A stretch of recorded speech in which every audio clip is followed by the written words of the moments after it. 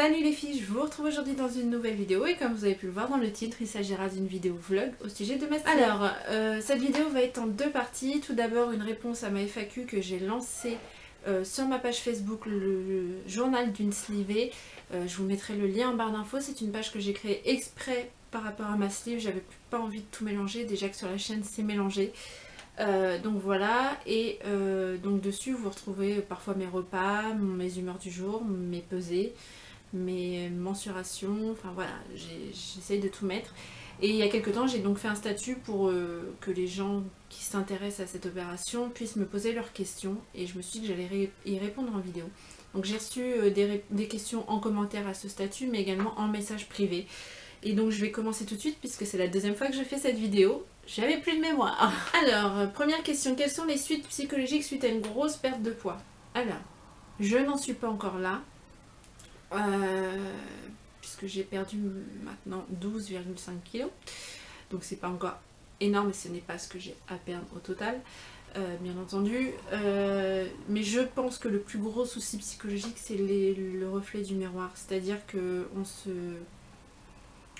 se regarde dans le miroir, on a beau avoir perdu 30, 40, 50 kilos, on se voit toujours aussi grosse qu'avant l'opération. Je pense que c'est le plus gros souci psychologique. Ensuite, on voit que tu as déjà perdu 10 kilos, donc 12 maintenant. Alors, ça fait quoi? On se sent comment? Est-ce qu'on se voit toujours aussi ronde qu'on a pu l'être avant? Donc, ça fait quoi? Ça fait un bien fou, ça fait plaisir de voir qu'on n'a pas fait cette opération pour rien, que ça marche. On se sent comment? On se sent bien mieux. Et est-ce qu'on se voit toujours aussi ronde? Oui. Moi j'ai perdu 12,5 kg, mais je ne les vois pas quand je me regarde dans le miroir. C'est ce que je vous disais juste avant. J'ai ce souci là. Après ce n'est que 12 kg. Je me dis que quand même quand j'en aurais perdu 20, 30, je le verrai. Enfin, je suis obligée de le voir. Enfin, je sais pas, on verra bien comment je réagirai à ce moment là. Maintenant je le constate dans mes vêtements. Mes pantalons deviennent trop grands. Je suis obligée d'en acheter avec des tailles plus petites. Et puis au niveau des centimètres, puisque je prends mes mensurations, je vous en parlerai tout à l'heure. Mais voilà, donc je pense que... Voilà, oui, on peut toujours se voir aussi ronde qu'avant. Psychologiquement, ressens-tu un début de changement? Psychologiquement, non. Enfin, oui et non. Parce que bizarrement, je me sens mieux. Avant, enfin, maintenant, je vais une fois par semaine à la piscine, nager pendant 1 heure. Et comment dire, avant quand j'allais à la piscine, alors que j'ai perdu que 10 kilos et que c'est rien hein, par rapport à ce que j'ai à perdre, je prenais toujours ma serviette avec moi, je m'enroulais dans ma serviette et je l'enlevais qu'au moment d'aller dans le bassin et je la remettais aussitôt dès que je sortais. Là j'y suis allée, rien à secouer, j'y vais, je prends pas ma serviette, elle reste dans mon casier, je la prends quand je sors de la douche. Donc oui, je pense qu'il y a quand même un début de changement, mais voilà, c'est rien par rapport à ce qui m'attend, donc voilà, on verra. On verra bien. Est-ce que l'opération joue sur ton humeur au quotidien et que ressentent tes proches à ce sujet? Alors oui, l'opération joue sur mon humeur au quotidien puisque par exemple ce matin je me suis pesée et j'ai été très énervée. Je vous explique pourquoi tout de suite. Ça fait 3 semaines que je suis en palier, donc je ne perds plus de poids depuis 3 semaines. Donc ça met les nerfs. Au début je le prenais avec beaucoup de philosophie jusqu'à il y a ce matin. Et puis là je me dis ça fait 1 semaine que je fais des efforts encore plus grands pour dire on va booster tout ça, on va y arriver. Je fais 1 heure de step par jour. Alors attention, je vois les moqueries arriver, peu importe. Je fais du step sur ma Wii, vous savez, avec la balance. Parce que pour le moment je ne me sens pas ni assez forte psychologiquement ni physiquement pour aller dans une salle de sport. De toute façon j'en ai pas à côté de chez moi et aller faire du sport comme ça parce que j'ai voilà, déjà avec la Wii je suis épuisée, mais je m'oblige à faire ces 1 heure donc de step. Je fais beaucoup de step, je fais alors pour ceux qui connaissent le step d'endurance, 1 demi-heure de step d'endurance, ensuite je fais un peu de step dancing et ensuite je fais quelques exercices de gym, donc des torsions, des abdos, des flexions, des machins, des étirements. Voilà, j'essaie de vraiment faire pas mal de choses. Certes ce n'est pas du vrai sport, mais ça me permet de me bouger et de suer, donc je pense que c'est quand même bénéfique malgré tout, c'est mieux que rien. Et en plus de ça, je vais nager 1 heure par semaine, donc voilà. Donc tout ça pour vous dire que je fais des efforts et que malgré tout, je suis en pleine stagnation, mais c'est normal. Mon chirurgien m'avait prévenu que ça arriverait, je le sais, c'est normal. Sur tous les groupes, les groupes Facebook où je suis, je vois des personnes qui parlent de leur palier, etc., que c'est dur. C'est hyper frustrant de se dire qu'on mange correctement, qu'on mange beaucoup moins, qu'on fait du sport, qu'on se bouge et que ça ne descend pas. Mais c'est normal. Il faut le prendre avec philosophie, même si ce matin, sincèrement, quand je suis montée sur ma balance et que j'ai vu que ça n'avait toujours pas descendu, ça m'énerve. Ça m'énerve énormément. Mais c'est comme ça, je dois faire avec de toute façon. Je peux rien faire. Mon corps a besoin de se reposer. Il a perdu 12 kilos en 1 mois, c'est énorme. Maintenant, mon corps a besoin de se reposer. Il prend, on va dire qu'il... Comment dire? Parce que je perds en centimètres. Donc, on va dire qu'il prend la forme des 12 kilos perdus avant de reperdre autre chose. Je pense que c'est comme ça que je le vois. Donc, voilà. Donc, bien sûr, ça joue sur mon quotidien. Si je vois que j'ai une énorme perte un jour où je me pèse, bah là, oui, forcément, je suis contente, je suis de bonne humeur, je suis plus gaie que si c'est pas le cas. Donc, voilà. Et que ressentent tes proches à ce sujet? Pas grand-chose. Oui, mon chéri, ouais, si la pesée était bonne ou pas. Mais à part ça, rien de spécial, je pense. Ensuite, qu'est-ce qui t'a décidé à faire cette opération? Alors, ce qui m'a décidé à faire cette opération, tout simplement, le poids et les douleurs. Alors, je m'explique. J'ai un enfant de 2 ans et demi, un petit garçon, et le plus dur avec ce poids, c'est de pas pouvoir m'asseoir par terre pour jouer avec lui sans avoir mal aux jambes, sans avoir mal au dos et sans avoir du mal à me relever. Ça c'est franchement et je pense que là on prend conscience et on se dit et moi je me suis dit merde, je me vois pas ne pas participer à des activités parce que je suis obèse, ne pas pouvoir être avec mon fils, faire du vélo avec mon fils, aller jouer avec mon fils au parc, ne pas pouvoir courir avec mon fils dans un jardin, enfin bref, plein de choses comme ça. Juste à cause de mon poids? Non, faut faire quelque chose. J'ai 27 ans, j'ai encore toute la vie devant moi. Donc voilà, j'ai envie de profiter de mon fils, de pouvoir faire plein de choses avec lui, donc il était temps que je fasse quelque chose. Voilà. On entend beaucoup parler des douleurs énormes pour l'après-opération, vrai ou faux? Alors pour moi, faux. Mais je dis bien pour moi, il y a des personnes qui souffrent énormément après l'opération. Ma camarade de chambre, ça a été son cas. Moi je n'ai vraiment pas eu mal. Vous savez, dans les hôpitaux ils vous demandent d'évaluer votre douleur sur une échelle de 0 à 10, hein, sachant que 0 c'est aucune douleur et 10 c'est t'es mort. Sincèrement, le premier jour, donc le jour même de l'opération, j'étais à 6. Le deuxième j'étais à 4. Je pense que j'ai vraiment pas souffert. Je vous l'ai déjà dit dans le vlog juste après l'opération, je n'ai pas souffert autant que j'aurais cru. Et tant mieux pour moi, j'en suis contente parce que je pense être quelqu'un de douillette, je déteste avoir mal comme tout le monde je pense, à moins d'être maso. Mais voilà, donc pour moi non, je n'ai pas eu mal, j'avais la pompe à morphine, je m'en suis pas servi des masses. Mais après chacun réagit différemment, chaque corps est différent, chaque personne est sensible de manière différente à la douleur, donc ça... les questions de ce genre, je peux pas vraiment y répondre. Moi non, j'ai pas eu mal, mais d'autres ont très très mal. Donc là-dessus, c'est un peu chacun son problème en fait. Enfin pas chacun son problème, pas dans ce sens-là. Dans le sens où c'est voilà, chacun réagit différemment. Alors, j'aimerais savoir si avant ton opération, tu as fait un régime. Alors, non, je n'ai pas fait de régime. Je sais que, parce que je suis sur certains groupes, donc je suis ce qui s'y passe, hein. Que certaines ont des régimes à faire et elles doivent perdre tant de kilos avant de se faire opérer. Alors ça je trouve ça débile parce que ça on n'y arrive pas par nous-mêmes, c'est pas en faisant un régime avant l'opération qu'on va y arriver. Enfin, après c'est ma vision, hein. Après j'ai pas eu ce cas de figure là.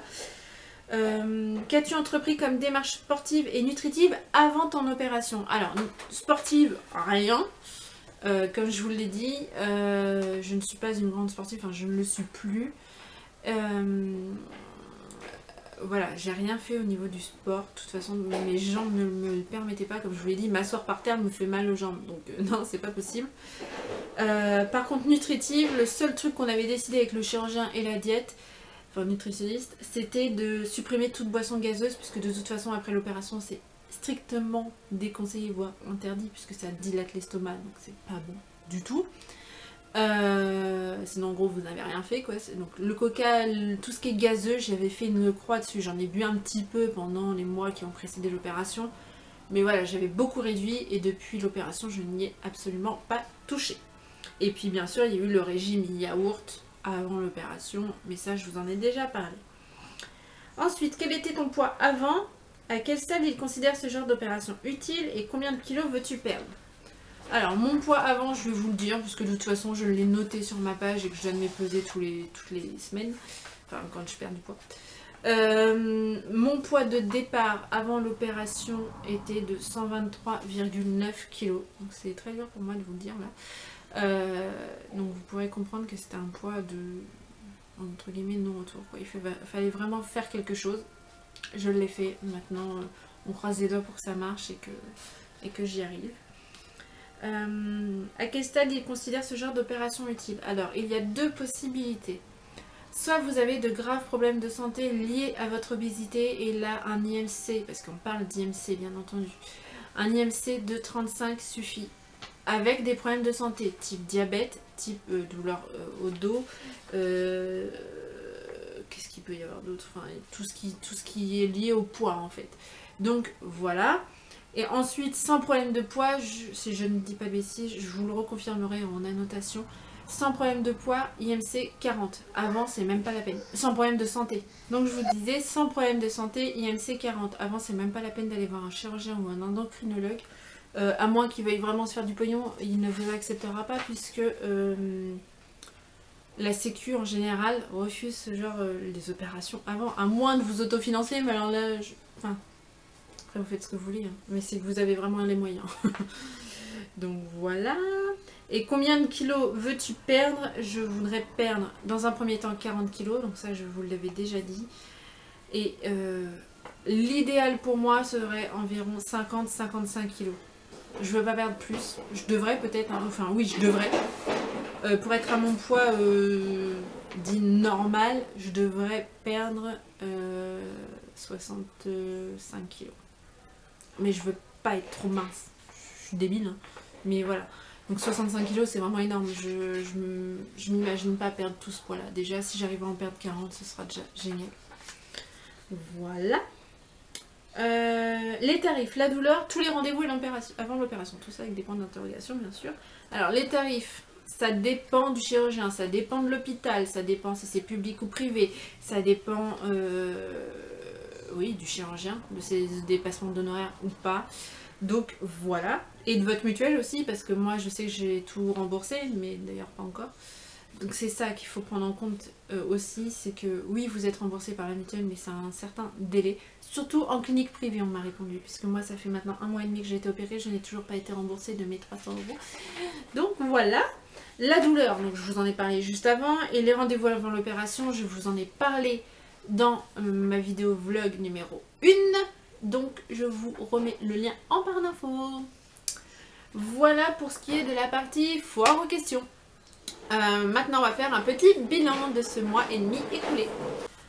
Alors voilà, ça fait maintenant 1 mois et demi que j'ai été opérée, 6 semaines exactement, si je dis pas de bêtises. J'ai perdu à ce jour 12,5 kg, donc c'est peu par rapport à certaines. Mais comme je vous l'ai dit, je suis en palier depuis 3 semaines, donc c'est long. Et donc voilà, 3 semaines sans perdre, forcément ça fait un peu moins. Et je me dis, je me console, je me rassure en me disant que moins je perds vite, peut-être mieux ma peau s'en remettra. On verra bien, ça se trouve je dis n'importe quoi. Mais voilà, donc 12,5 kg de perdu. Ensuite, par contre, au niveau des mensurations, je vais vous parler des plus grandes pertes, hein. Je vais pas tout vous dire parce que je mesure le cou, les bras, les mollets, les cuisses, enfin voilà, j'ai vraiment tout pris. Donc je vais vous dire, au niveau des mensurations, je prends le cou, les bras, donc le tour du bras, poitrine, dessous de poitrine, taille, hanche, cuisse, mollet. Je fais la totale. J'ai oublié les fesses, j'ai pas pris mes mensurations de fesses. Mon chéri m'a dit que j'avais perdu des fesses. Et j'ai dit, tiens, j'ai même pas pensé à prendre les mensurations. Mon tour de fesses, enfin, je sais pas comment dire, mais voilà. Bref, c'est pas grave. Après, j'ai mes hanches, donc c'est un petit peu... Donc, au niveau des mensurations, là où j'ai perdu le plus, c'est surtout au niveau des hanches. Là, c'est absolument hallucinant. Et je pense que c'est de là que vient la perte d'une taille de pantalon, en fait. J'ai perdu 21 cm de tour de hanche. Même moi, quand je me suis mesurée, je me suis dit, mais c'est pas possible, tu te trompes. Non, c'est bien ça. Et ensuite, au niveau de la poitrine, j'ai perdu 14 cm de tour de poitrine. Ce qui est quand même pas mal. Les cuisses, c'est environ 6 ou 7 cm, je ne sais plus. Donc voilà, ce sont les pertes les plus flagrantes, on va dire. Donc voilà, je ne perds plus de poids, mais les centimètres continuent de descendre, donc voilà. Au début, je prenais mes mensurations toutes les semaines, et au final, maintenant, je vais le faire une fois par mois. Parce que toutes les semaines, c'est un petit peu trop, il y a des semaines où ça bouge pas. C'est comme le poids, en fait. Donc voilà, donc on verra, maintenant, je vais faire une fois par mois. Sinon, au niveau de mon alimentation, tout va bien, je mange toujours de tout. J'ai été invitée un week-end et là ça a été très très dur pour moi parce que j'ai été invitée donc le soir à l'anniversaire d'une amie où c'était barbecue pimentaise et charcuterie en apéritif. J'ai mangé 2 ou 3 rondelles de saucisson à l'apéritif. C'est des repas qui traînent en longueur, donc on a la possibilité de manger plus que d'habitude. Puisque le but c'est quand même de... l'estomac est pas grand, mais quand il digère il laisse de la place, donc voilà. J'ai ensuite mangé une merguez et on va dire 2-3 fourchettes de pimentaise, petites fourchettes de pimentaise. J'ai pas mangé de gâteau. Ensuite, le lendemain, on était également invités chez de la famille qui est rentrée de Corse, donc charcuterie corse. La charcuterie, c'est vraiment quelque chose que j'adore, donc voilà. Et ensuite, ils avaient fait de la purée exprès pour moi avec du rôti de bœuf. J'ai mangé un petit bout de rôti, un petit peu de purée et en dessert il y avait plein de petits fours. La tante de mon chéri a pris exprès des petits fours sucrés, en fait des pâtisseries miniatures pour que je puisse en manger au moins une, ce que j'ai fait. Mais du coup le soir je pense que ces 2 repas un peu trop riches, notamment la charcuterie, ont été fatales entre guillemets puisque le soir j'ai eu des brûlures d'estomac, ce que je n'avais jamais eu avant. Ça me brûlait. Et j'ai dit à mon chéri, je pense que c'est des brûlures d'estomac. Il me dit oui, certainement. J'en ai parlé avec mon chirurgien ensuite lors de mon rendez-vous des 1 mois. Et en effet, c'était bien ça. Donc voilà. Donc j'ai dit à mon chéri, maintenant on accepte une seule invitation par week-end. Sinon ça va pas être possible. Et voilà, donc ça m'a brûlé. Maintenant je sais ce que je ne dois pas faire pour ne pas recommencer ce genre de choses. Voilà. Sinon au niveau de mon alimentation, j'arrive à manger de tout. Je me gave entre guillemets, bien sûr, faut que je fasse attention aux termes que j'emploie, mais voilà, 1 ou 2 fois par jour je mange des glaces à l'eau. C'est devenu mon petit plaisir en fait. C'est légèrement sucré et celles que j'ai trouvées, moi, ce sont des glaces à l'eau toutes simples de chez Leclerc. Elles contiennent 35 calories par glace, à savoir qu'un yaourt 0%, enfin yaourt sans sucre ajouté et 0% de matière grasse fait 45-50 calories selon le yaourt. Donc 35 pour une glace, 45 le yaourt. Je pense que je peux de temps en temps changer le yaourt en glace. J'en mange, oui, à peu près une par jour, de temps en temps 2. Ça dépend s'il fait chaud ou pas, parce que mine de rien, ça rafraîchit bien, ça fait du bien. Voilà, je mange énormément de crudités, le temps aide. Enfin, on est en été, même si le temps n'est pas forcément hyper ensoleillé, ça aide. Donc voilà, sinon pour l'instant je le vis bien. Comme je vous l'ai dit, je suis en palier, mais ça je vous l'ai déjà expliqué dans la réponse à foire et questions. Donc c'est pas forcément facile tous les jours de se lever et de se peser parce que du coup, enfin c'est vrai que je perdais du poids, donc je me suis dit allez, la balance ça va être 1 fois par semaine, c'est suffisant, parce qu'au début on a quand même tendance à se peser tous les jours et ça descend tous les jours. Des fois je disais à mon chéri, mais c'est pas possible, comment tu peux perdre 700 grammes en dormant? C'est pas possible. Le soir tu te pèses, le matin tu te pèses, t'as plus le même poids, enfin c'est assez hallucinant. Et c'est vrai que du coup j'avais pris l'habitude de me peser 1 fois par semaine et en fait là avec le palier je me repèse tous les jours parce que je veux voir si ça descend ou pas, quoi. J'en ai marre d'être en plein palier. Là je filme, nous sommes samedi. je me suis engagée, entre guillemets, enfin moi-même, hein, envers moi-même, à ne pas toucher à ma balance avant mardi, puisque c'est ma pesée a lieu le mardi, puisque c'est un mardi que je me suis fait opérer. Donc j'essaye de me dire, parce que là toute la semaine ça a été tous les jours, donc je me dis voilà, faut que je me calme, et là que je la laisse au moins jusqu'à mardi, c'est pas énorme, hein, ça va faire dimanche, lundi, sans la toucher, ma balance, que 2 jours. Mais c'est mieux que tous les jours. Donc voilà. Donc voilà pour ce petit bilan, sinon tout va bien en dehors de ce fichu palier qui ne me lâche pas depuis 3 semaines. Mais bon, on fait avec et puis voilà, j'ai pas le choix de toute façon. Voilà.